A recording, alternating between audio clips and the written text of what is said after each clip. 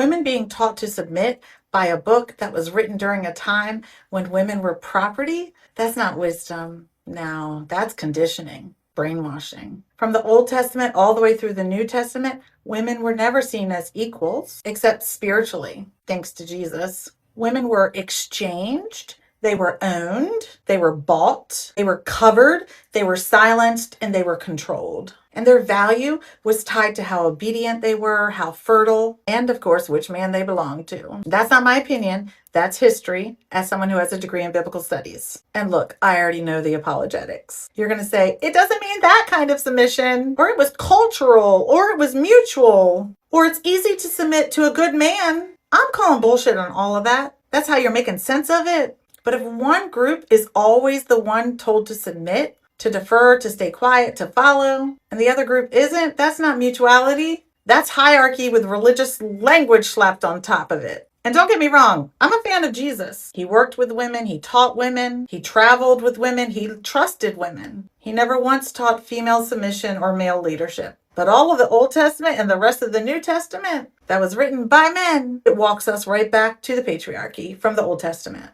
Women can't teach. Women have to wear head coverings because they're beneath men. Women need to be silent. Why would God give me such a big mouth if he wanted me to be silent? And as far as your apologetics are concerned, if it takes a PhD level historical explanation to convince you that the text doesn't really mean what it's saying, that just proves God didn't write it, that men did, because an all-knowing God would know what we needed to hear to understand it even now. Now, I'm not anti-God, but I am anti-using ancient patriarchy as moral instruction for modern day women or historical women, because an all-loving, all-knowing God wouldn't need women to disappear, to be silent, to not be seen or heard as a way to be holy. And definitely not the gender that isn't causing the violence and wars and problems in the world. Make it make sense. It don't make no sense.